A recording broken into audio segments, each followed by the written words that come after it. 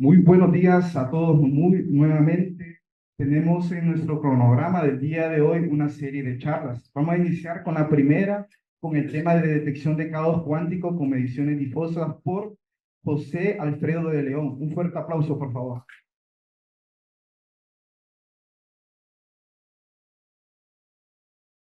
Bueno, muchas gracias. Buenos días a todos. Hoy les voy a platicar un poco sobre un proyecto que empecé a hacer ahorita durante mi doctorado. Eh, bueno, para contarles un poquito de mí, yo me gradué de la Universidad de San Carlos de la licenciatura en Guatemala y después me fui para México a hacer la maestría y ahora el doctorado. Ahí estamos trabajando con el doctor Carlos Pineda en el Instituto de Física y lo que les voy a mostrar hoy es un proyecto que estamos haciendo en colaboración con Carlos Díaz Mejía, que es un compañero de doctorado en el Instituto de Ciencias Nucleares, y su asesor, el doctor Jorge Hirsch, que está también en ese instituto. Entonces, lo que les quiero platicar el día de hoy es un problema en el que queremos utilizar el formalismo de los canales cuánticos, que es en lo que ya tengo un poco de experiencia con el pasar de los años, aplicado en un problema de caos cuántico. Bien, entonces para contarles un poquito de la motivación, en la vida real, en la práctica, en el laboratorio, las mediciones son imperfectas. Aunque tengamos un aparato de medición que sea muy preciso, siempre vamos a tener un poquito de error que hace que la verdadera imagen que obtenemos de la naturaleza sea una medición borrosa, como lo traté de poner aquí con la con la imagen de Lee.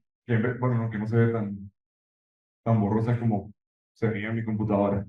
Pero el punto es que no observamos una imagen de la naturaleza que es con 100% de resolución, sino más bien a lo que tenemos acceso es una imagen borrosa, especialmente en el contexto de lo que les voy a platicar hoy, que son sistemas cuánticos de muchos cuerpos, many way systems en la literatura.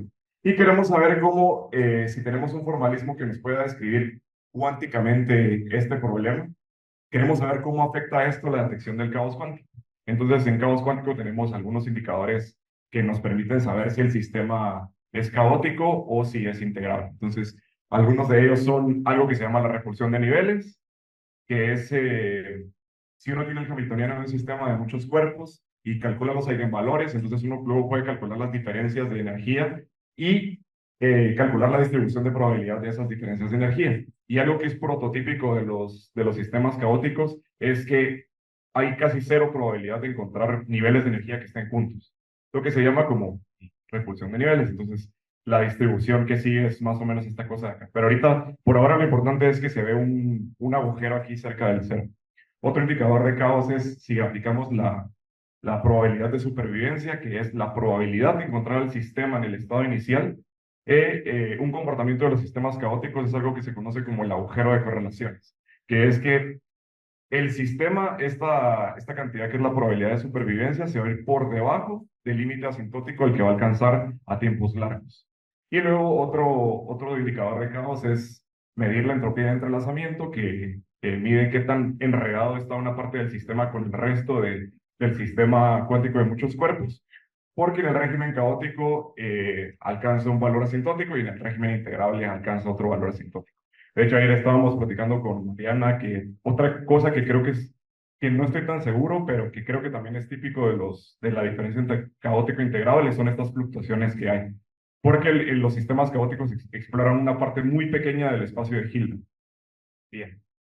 Entonces, la idea de lo que les voy a presentar hoy es un problema en el que, ya que tenemos un formalismo para describir este tipo de cosas, que la imagen que vamos a suponer que tenemos de los sistemas cuánticos es borrosa, cómo empezar a atacar estos problemas de detectar caos cuántico. O sea, si suponemos que los medidores son imperfectos, ¿será que vamos a poder seguir viendo todo esto? Porque esto es teórico, ¿sí?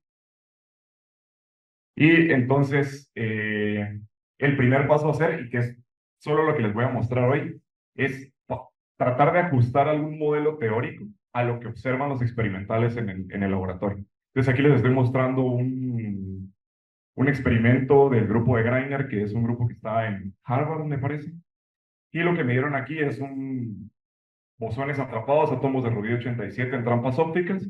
Y aquí lo que les estoy mostrando son las gráficas de entropía de entrelazamiento. Y lo que quiero que noten es la gráfica D. porque el sistema, si fuese cerrado, si fuese ideal, si evolucionara con Schrödinger, debería de haber un vector de estado en todo momento que lo describa y medir ese vector de estado. Entonces, la entropía de entrelazamiento, que en este caso es la entropía de Rényi, viene dada por esta ecuación de acá, y lo que está dentro del logaritmo es la pureza del sistema. La pureza de los sistemas cerrados es igual a 1. El logaritmo de 1 es igual a 0.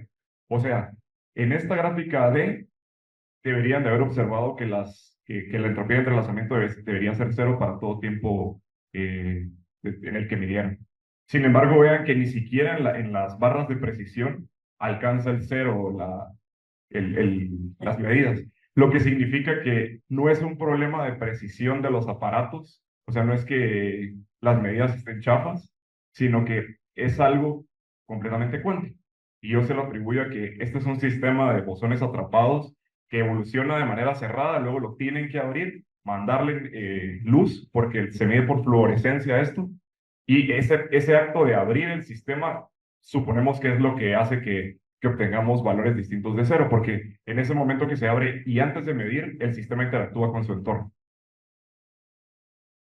Muy bien. Entonces, solo para que tengan en mente, lo que quiero tratar de contarles el día de hoy es cómo explicamos esta entropía residual de la figura D.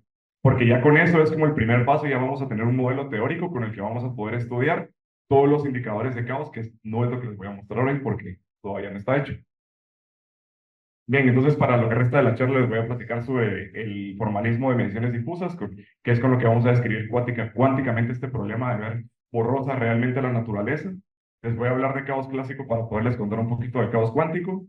Luego les voy a hablar del modelo de Bose-Huber, que es el modelo que midieron experimentalmente, el modelo teórico que describe teóricamente bosones atrapados en redes ópticas. Y finalmente les voy a contar algunos avances en los resultados de un modelo de mediciones difusas para explicar la entropía residual de esta figura de aquí. Bien. El formalismo de mediciones difusas ya está hecho, es algo que trabajó mi asesor hace unos años y yo les voy a contar aquí la idea muy básica de cómo la formulamos matemáticamente. Supongamos que tenemos el sistema más sencillo de muchos cuerpos, dos partículas. Si quieren dos qubits, porque también los qubits son los sistemas más sencillos. Y supongamos que queremos medir el observable que es de la forma A tensor B, o sea, un observable de la partícula 1 tensor el observable de la partícula 2. Entonces, vamos a decir que vamos a tratar de modelar que hay errores de los aparatos de medición en el que a veces el aparato se confunde y en vez de medir la partícula 1, como que las volteara. En vez de medir la partícula 1, mide la partícula 2 y en vez de medir la partícula 2, mide la partícula 1. Y eso lo hace con una probabilidad 1 menos p. Lo que significa que el valor esperado, el observable A tensor B, se va a modificar de esta forma. Con probabilidad P vamos a hacer una medición correcta y con probabilidad 1 menos P, que vamos a suponer que es muy chiquita, se mide el observable P tensor A. Entonces, luego, por la definición del valor esperado en términos de la matriz de densidad, que no me quiero meter mucho ahorita, créanme si no lo saben, que se puede escribir como la traza del observable por la matriz de densidad, que es el estado del sistema. ¿Sí? Entonces, luego de la segunda línea para la tercera, nada más utilizamos la linealidad de la traza para meter la P y para meter todo en la misma operación de traza. Y además hicimos algo más.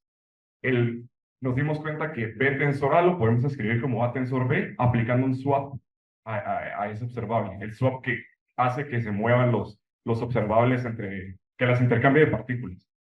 Y luego de aquí para acá solo reescribimos las cosas y notamos que entonces el valor esperado que modela este tipo de imperfecciones de los detectores lo podemos ver también como medir correctamente al observable, pero en realidad no vemos no vemos el estado puro del sistema, sino vemos un estado difuso que viene dado por esta F de Rho, que está definido como esta cosa de acá, que lo podemos interpretar como con probabilidad P vamos a observar el estado verdadero del sistema y con probabilidad 1 menos P vamos a observar un estado en el cual se intercambiaron las partículas.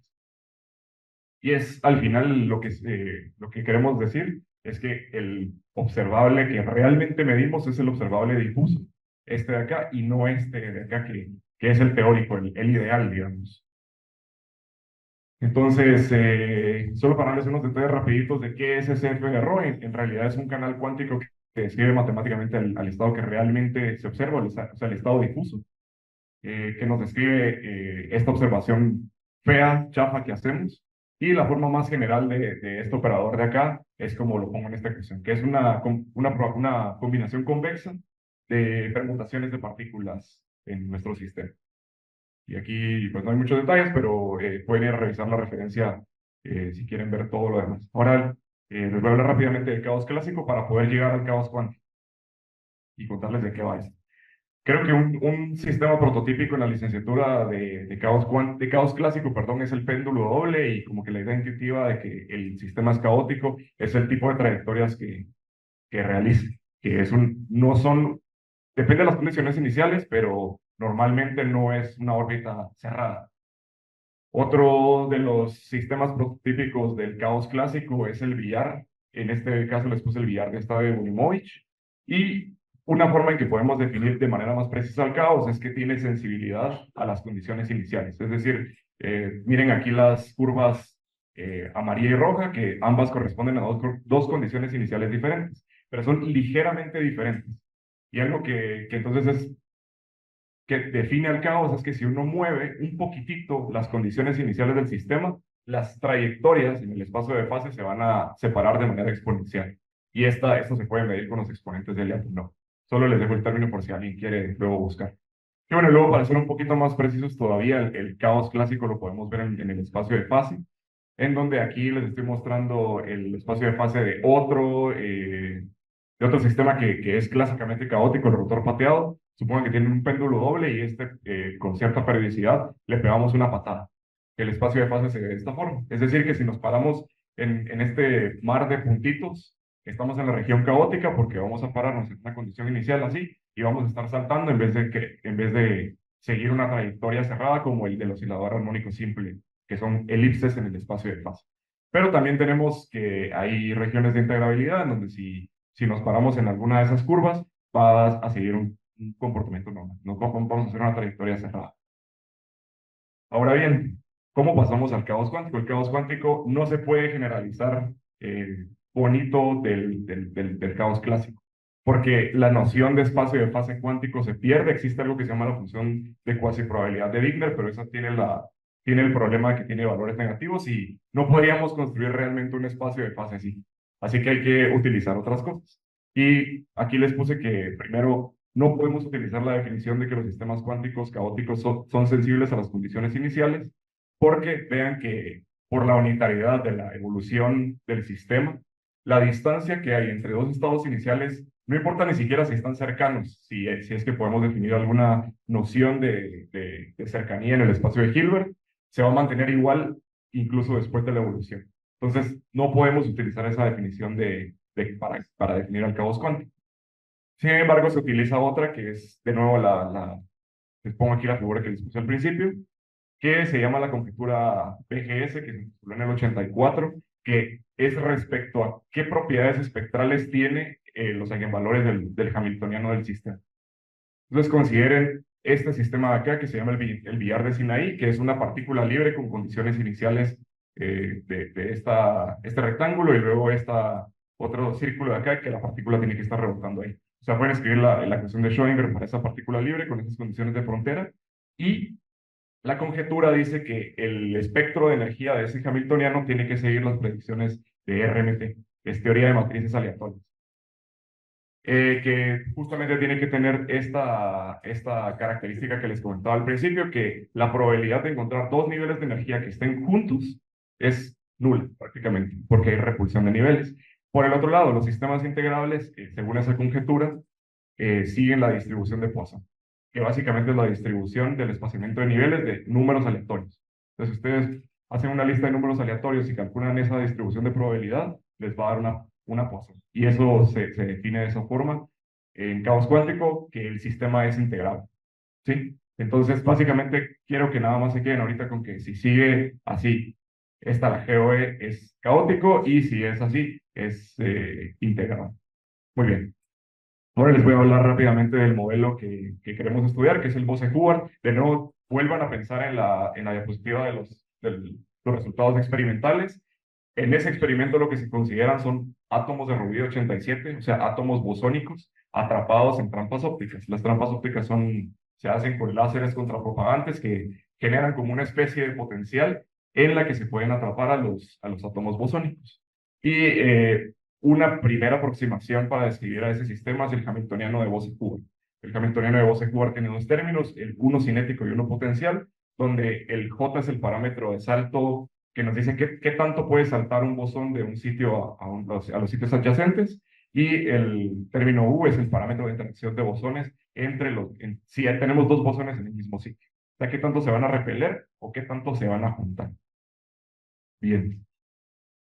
Ahora, tratando de juntar un poco las cosas que les he contado hasta ahorita, queremos crear un modelo de mediciones difusas, o sea, uno que sea esa de la forma de combinaciones convexas de permutaciones de la base en este caso se va a hacer de la base de Fock, que nos pueda modelar, que nos pueda explicar esta entropía residual que midieron en el experimento.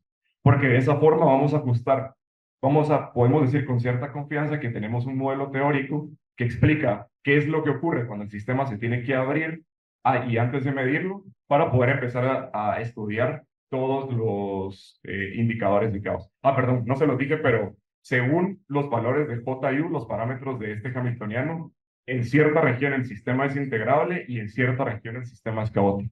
En el sentido de la diapositiva anterior, que para ciertos valores de JU va a seguir las predicciones de RMT, y para ciertos valores de JU el espectro de energía va a ser como números aleatorios.